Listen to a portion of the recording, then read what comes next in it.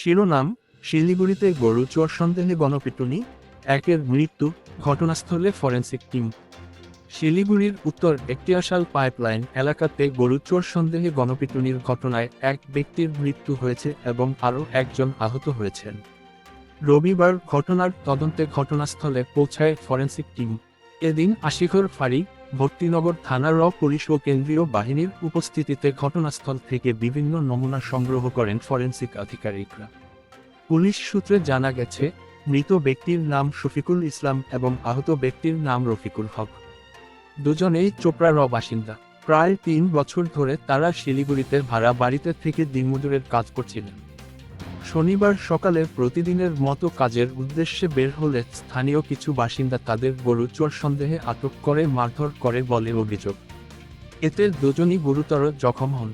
পরে হাসপাতালে নিয়ে গেলে চিকিৎসকরা শফিকুল ইসলামকে মৃত ঘোষণা করেন। ঘটনার পর মৃতের পরিবারের পক্ষ থেকে থানায় অভিযোগ দায়ের করা হয়। পুলিশ সূত্রে জানা যায়, সিসিটিভি ফুটেজ খতিয়ে দেখে ইতিমধ্যেই 2 অভিযুক্তকে শনাক্ত করে গ্রেফতার করা হয়েছে। ধৃতদের নাম ভজন রায় এবং সঞ্জয় বর্মন। রবিবার তাদের জলপাইগুড়ি আদালতে তোলা হয়। গোটা ঘটনার তদন্ত চালিয়ে যাচ্ছে পুলিশ।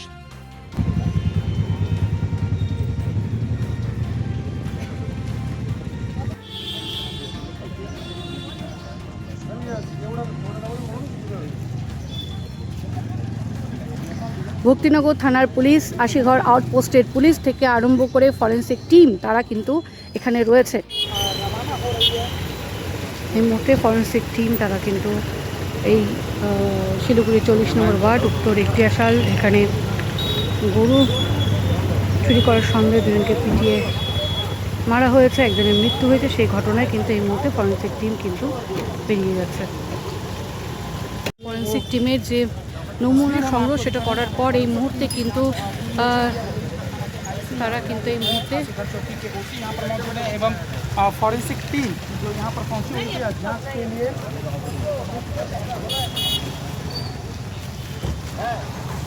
তারা কিন্তু अपने दर्शकों को एक बार फिर से बता दें, गाय चोरी তারা যে রাগটা বা আক্রোশটা যে সামলাতে পারেনি তার পরিণতি হিসেবে কালকের এই মৃত্যুটা ঘটেছে। আমি আপনাদেরই মিডিয়া মারফত লক্ষ্য করেছি যে দাসপাড়ায় যে মারা গেছে তার যে ওয়াইফ, সে কান্না করছে, তার বাচ্চা আছে, যে একটা মর্মান্তিক দুঃখ। তো এই জিনিসটা দেখে বারবার একটা জিনিসটা মনে হচ্ছে, আপনাদের মিডিয়া মারফত খালি ওই জিনিসটাই বলবো যে আমাদের 40 নম্বর ওয়ার্ডবাসী, যেহেতু আমি 40 নম্বর ওয়ার্ডের ইলেকটেড কাউন্সিলর, আপনাদের কাছে আমার করজোরে অনুরোধ থাকবে যে আপনারা কিন্তু এই ধরনের আইন নিজের হাতে তুলে নেবেন না। আপনার যদি দরকার হয় আইনের পথে চলবে, আপনারা আমাদের সাহায্য নেন, আমরা পুলিশের সহযোগিতা দিয়ে আপনাদের সেই কাজকে সফল করব।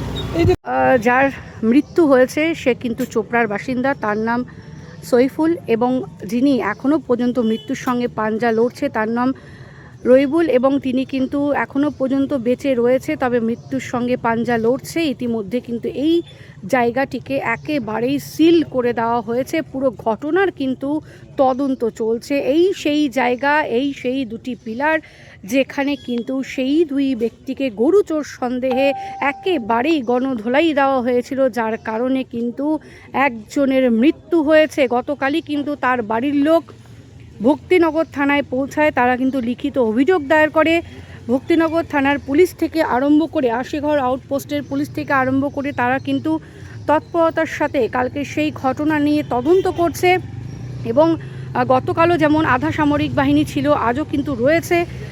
ইতিমধ্যে সেই ঘটনাস্থল কিন্তু পুরোপুরি সিল করে দেওয়া হলো এই মুহূর্তে। কিন্তু একেবারেই এই ঘটনাস্থলেই সেই চাপা উত্তেজনা ছিল, এবং এই ঘটনায় প্রায় 6 থেকে 7 জনকে কিন্তু গ্রেপ্তার করা হয়েছে। তাদেরকে কিন্তু আজ আদালতে তোলা হবে।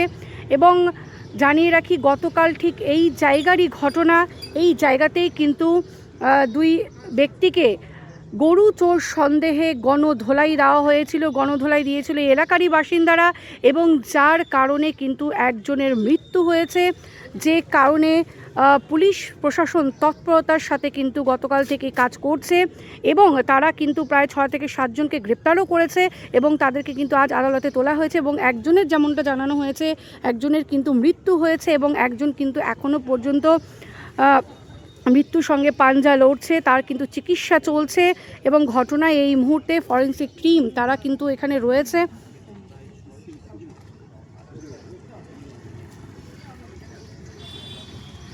করার পরে লাস্ট টাইমে খবর পাইলো আমাদের হচ্ছে পুলিশ।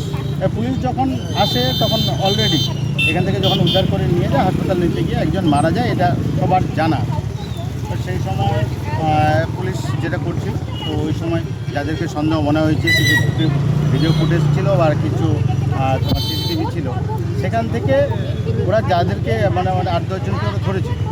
তারপরে যাদের মনে হয়েছে যে না এরা যুক্ত নয়, তাদেরকে কিন্তু কালকে রাতে ওরা ছেড়ে দিচ্ছে। পুলিশের কাজ করেছে। এবার যাদের উপর সন্দেহ আছে তাদেরকে রেখেছে, কিংবা যারা এই ঘটনার সঙ্গে যুক্ত, অনেক তথ্য প্রমাণ এখন পুলিশের কাছে আছে, তাদেরকে পুলিশ ধরার চেষ্টা করছে। এবার কাল ভোর থেকে শুরু করে আজ পর্যন্ত পুলিশ একদম এক নিমেষে তাদের প্রয়াস কিন্তু চালিয়ে যাচ্ছে এই একটা ঘটনার পিছনে। তো পুলিশ যে কর্ম, সেই কর্ম করতে গিয়ে তাদের যেটা মনে হয়েছে যে এখানে ফরেন্সিক টিমের দরকার আছে, কারণ ঘটনার যদি সঠিক তথ্যটা খুঁজে বার করতে হয় তাহলে ফরেন্সিকটা খুঁজে দরকার। তো ফরেন্সিকের পুরো টিম আসছে আপনাদের সামনে, তাদের যে এখান থেকে যে নমুনাগুলো নেওয়া, সেই নমুনাগুলো তারা এখান থেকে সংগ্রহ করছে। ঠিক আছে, আমরা অবশ্যই পুলিশকে সাধুবাদ জানাবো যে পুলিশ তাদের কাজ তাদের নিষ্ঠার সঙ্গে করছে। এবার হচ্ছে যারা এই ঘটনার সঙ্গে যুক্ত, পুলিশ নিশ্চয়ই তাদেরকে চিহ্নিত করেছে যে যারা কারা যুক্ত। এবার পরবর্তী স্টেপ হবে পুলিশের কাজ করবে। আমরা এলাকাবাসী হিসেবে যে জিনিসটা হয়েছে তাতে আমরা খুবই খারাপ পেয়েছি যে আমাদের এই 40 নম্বর ওয়ার্ড সংলগ্ন এলাকায় একজন মারা গেল, বাইরে থেকে এসে কাজকর্ম করতে এসে মারা গেছে। সে গরু চুরির সঙ্গে যুক্ত থাকতে পারে কিংবা না থাকতে পারে, সেটা আলাদা জিনিস। যদি দোষ করে তার জন্য আইন আছে, আদালত আছে, কিন্তু আইনটাকে নিজের হাতে নিয়ে যেভাবে মারা হয়েছে সেটা খুবই অন্যায় হয়েছে। তো আমরা চাই পুলিশ তার কাজ করুক এবং সঠিক তদন্ত করুক, কারা এর সঙ্গে যুক্ত, কাদের সঙ্গে যুক্ত না।